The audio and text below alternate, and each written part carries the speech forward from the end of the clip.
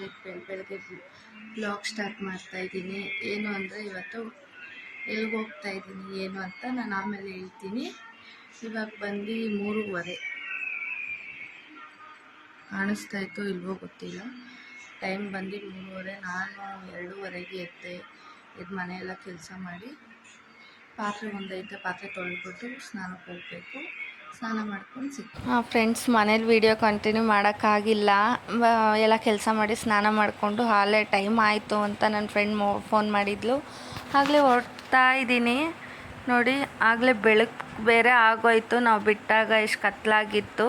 ಈಗ ಮಂಡ್ಯ ರೀಚ್ ಆಗ್ತಾ ಇದ್ದೀವಿ, ಮಂಡ್ಯ ಕಡೆ ಹೋಗ್ತಾ ಇದ್ದೀವಿ. ನಾನು ಎಲ್ಲಿ ಹೋಗ್ತಾ ಇದ್ದೀನಿ ಅಂತ ಹೇಳಿರಲಿಲ್ಲ ವೀಡಿಯೋದಲ್ಲಿ. ನಾವು ಮೇಲ್ಕೋಟೆಗೆ ಹೋಗ್ತಾ ಇದ್ವಿ. ಸರಿ ಅಂದ್ಬಿಟ್ಟು ಕಾರಲ್ಲಿ ಹಂಗೆ ವೀಡಿಯೋ ಮಾಡ್ಕೊಳ್ಳೋಣ ಅಂದ್ಬಿಟ್ಟು ಮಾಡ್ಕೊಳ್ತಾ ಇದ್ದೆ. ಆದರೂ ಒಂದು ಕಡೆ ನನಗೆ ಹೊಟ್ಟೆ ತೊಳಿಸ್ತಾ ಇತ್ತು ಅಂದ್ಬಿಟ್ಟು ವೀಡಿಯೋ ಜಾಸ್ತಿ ಮಾಡೋಕ್ಕಾಗಿಲ್ಲ. ಆಲ್ರೆಡಿ ಬಂದ್ವಿ ಕಲ್ಯಾಣಿ ಹತ್ರ. ಬಂದು ಸ್ನಾನ ಅದೇ ನನ್ನ ಫ್ರೆಂಡ್ ಅವ್ರ ಮಕ್ಳಿಗೆ ಮುಡಿ ಕೊಡಬೇಕಿತ್ತು ಅಂತ ಸ್ನಾನ ಮಾಡಿಸಿ ಆಲ್ರೆಡಿ ಎಲ್ಲ ಮುಗೀತು. ಮುಡಿ ಕೊಟ್ಟು ಮುಗೀತು. ಆಲ್ರೆಡಿ ಕಲ್ಯಾಣಿಯಲ್ಲಿ ಸ್ನಾನ ಮಾಡಾಯಿತು ನೋಡಿ. ಹಂಗೆ ಒಂದೆರಡು ಫೋಟೋ ತಗೊಳ್ಳೋಣ ಅಂತ ಫೋಟೋ ತೆಗೆಸ್ಕೊಂಡು ಅದರಲ್ಲಿ ನನ್ನ ಮಗಳು ಸ್ನಾನ ಮಾಡಿಕೊಂಡು ಸರಿ ಅಂತ ಬೆಟ್ಟ ಹತ್ತಕ್ಕೆ ಸ್ಟಾರ್ಟ್ ಮಾಡಿದ್ವಿ. ಬೆಟ್ಟ ಹತ್ತವಾಗ ಏನೂ ಅನ್ನಿಸ್ಲಿಲ್ಲ. ಸ್ವಲ್ಪ ತುಂಬ ಜನ ಇದ್ದರು, ಯಾಕಂದರೆ ವೀಕೆಂಡ್ ಆಗಿತ್ತಲ್ಲ, ಅದಕ್ಕೋಸ್ಕರ ಸ್ವಲ್ಪ ಜನನೇ ಇದ್ದರು. ಅಂದರೆ ಬೆಟ್ಟ ಹತ್ತವಾಗ ಜನ ಅವರೇ ಅಂತ ಗೊತ್ತಾಗಿಲ್ಲ. ದೇವಸ್ಥಾನ ದರ್ಶನಕ್ಕೆ ನಿಂತ್ಕೊಂಡಾಗ ಎಷ್ಟು ಜನ ಇದ್ದಾರೆ ಅಂತ ಗೊತ್ತಾಗುತ್ತೆ. ಏನು ಮಾಡೋಕ್ಕಾಗಲ್ಲ, ದೇವ್ರು ನೋಡಬೇಕು ಅಂತ ಹೋದರೆ ಎಷ್ಟೇ ಜನ ಇದ್ದರೂ ಏನೇ ಕಷ್ಟ ಆದರೂ ದೇವ್ರ ದರ್ಶನ ಮಾಡಲೇಬೇಕು. ಸರಿ ಅಂದ್ಬಿಟ್ಟು ಬೆಟ್ಟ ಹತ್ತುತ್ತಾ ಇದ್ದೀವಿ. ಅದರಲ್ಲಿ ಮಕ್ಳನ್ನ ಕರ್ಕೋದ್ರೆ ಸ್ವಲ್ಪ ಕಷ್ಟನೇ ಅನ್ಬೋದು, ಯಾಕಂದರೆ ಬಿಸಿಲು, ಕಾಲು ಸುಡುತ್ತೆ. ನಾವು ಬೇರೆ ಕಾರಲ್ಲೇ ಸ್ಲಿಪ್ಪರ್ ಬಿಟ್ಬಿಟ್ಟಿದ್ವಿ. ಬೆಟ್ಟ ಹತ್ತವಾಗ ಏನು ಸ್ಲಿಪ್ಪರ್ ಹಾಕ್ಕೊಳ್ಳಲ್ಲ ಯಾರು, ಆದರೆ ಬೆಟ್ಟ ಇಳ್ದು ನಡ್ಕೊಂಡು ಹೋಗೋವಾಗ ಎವ್ವಿ ಅಂದರೆ ಎವ್ವಿ, ಕಾಲು ಬೆಂಕಿ ಸುಡಲ್ವ ಹಂಗೆ ಸುಟ್ಬಿಡ್ತು. ಮತ್ತು ಇವಾಗ ಬೆಟ್ಟ ಹತ್ತಕ್ಕೆ ಸ್ಟಾರ್ಟ್ ಮಾಡಿದ್ದೀವಿ.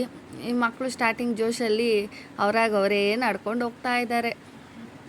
ಆಮೇಲೆ ಇದೆ ನೋಡಿ, ನಮಗೂ ಸುಸ್ತಾಗ್ಬಿಟ್ಟಿರುತ್ತೆ. ಅದರಲ್ಲಿ ಅವ್ರನ್ನೂ ಎತ್ಕೊಂಡು ಬೆಟ್ಟ ಹತ್ತಕ್ಕಂತೂ ಆಗಲ್ಲ.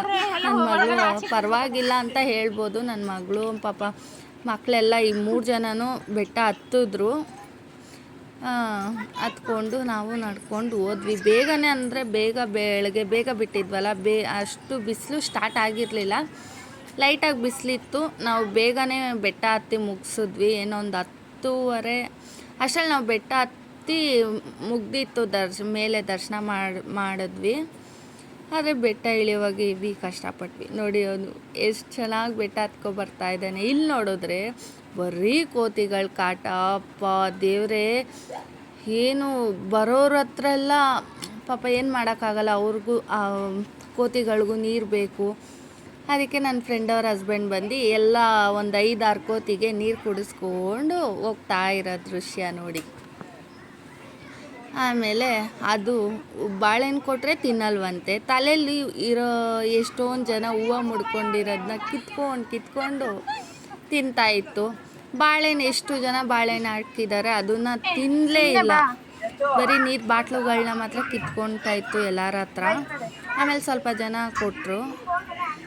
ನೋಡಿದ್ರೆ ನೋಡಿ ಎಷ್ಟು ಚೆನ್ನಾಗಿ ನೀರು ಕುಡಿತಾ ಇದೆ. ಪಾಪ ನೀರು ಹೆವಿ ದಾವರ ಆಗಿಬಿಟ್ಟಿದೆ ಅನಿಸುತ್ತೆ. ಪಾಪ ನಮಗೆ ಇರೋಕ್ಕಾಗಲ್ಲ, ಅವರು ಪ್ರಾಣಿಗಳು ಹೆಂಗಿರ್ತವೆ. ಹೆವಿ ನೀರು ದಾವರ ನಮಗಂತೂ. ಸರಿ ಅಂದ್ಬಿಟ್ಟು ಬೆಟ್ಟ ಹತ್ತುತ್ತಾ ಇದ್ದೀವಿ. ನಾವು ಹೆಂಗೋ ಪುಣ್ಯಕ್ಕೆ ತಲೆಯಲ್ಲಿ ಹೂವು ಮುಡ್ಕೊ ಹೋಗಿರಲಿಲ್ಲ. ಅದೊಂದೇ ಪುಣ್ಯ ಅಂತ ಹೇಳ್ಬೋದು. ಯಾಕಂದರೆ ಹೂವು ಮುಡ್ಕೊ ಹೋಗಿದ್ರೆ ನಮಗೂ ತಲೆ ಮೇಲೆ ಕೂತ್ಕೊಂಡು ಹೂವು ಕಿತ್ಕೊಂಡು ಹೋಗಿರೋದು. ಹೂವು ಕಿತ್ಕೊಳ್ಳೋದಿರಲಿ, ಅದು ಏನು ಮಾಡುತ್ತೆ ಅನ್ನೋದೇ ನಮಗೆ ಭಯ.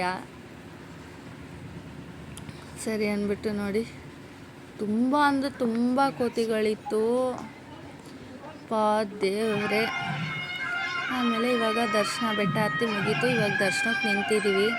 ನಾನು ಸ್ಟಾರ್ಟಿಂಗಿಂದ ವಿಡಿಯೋ ಮಾಡಿಲ್ಲ. ದರ್ಶನಕ್ಕೆ ಹೆವಿ ಅಂದರೆ ಹೆವಿ ಜನನೇ ಇದ್ದರು. ಹತ್ರ ಬಂದಾಗ ಈ ಕ್ಲಿಪ್ಪಿಂಗ್ ತಗೊಂಡೆ ನೋಡಿ. ಇವಾಗ ದರ್ಶನಕ್ಕೆ ಎಷ್ಟು ಅಂದರೆ ತುಂಬ ಜನ ಇದ್ದರು. 1 ಸೆಕೆಂಡ್ ದರ್ಶನ ಮಾಡೋಕ್ಕೆ